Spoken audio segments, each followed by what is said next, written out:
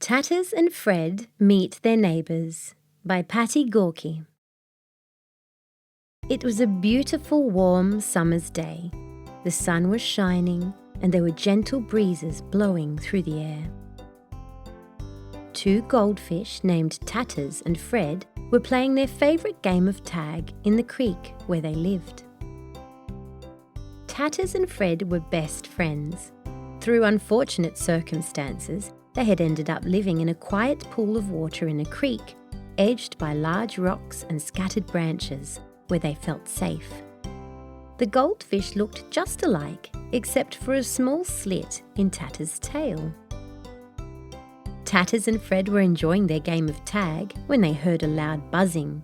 They looked up to see someone sitting on a flower by the side of the creek. They swam closer to ask, "Who are you?"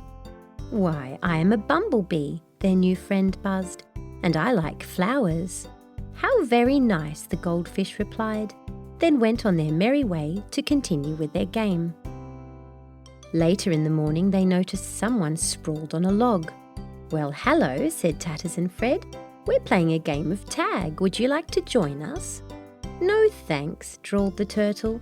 "When the sun is out, I like to rest and enjoy the warmth on my back." "Okay," said Tatters and Fred. "Have a nice day." It was early afternoon when Tatters and Fred heard joyful singing. They glanced skyward to see someone perched in a tree beside the creek. They said hello, and the songbird chirped. "Good afternoon. I've enjoyed watching you play your game.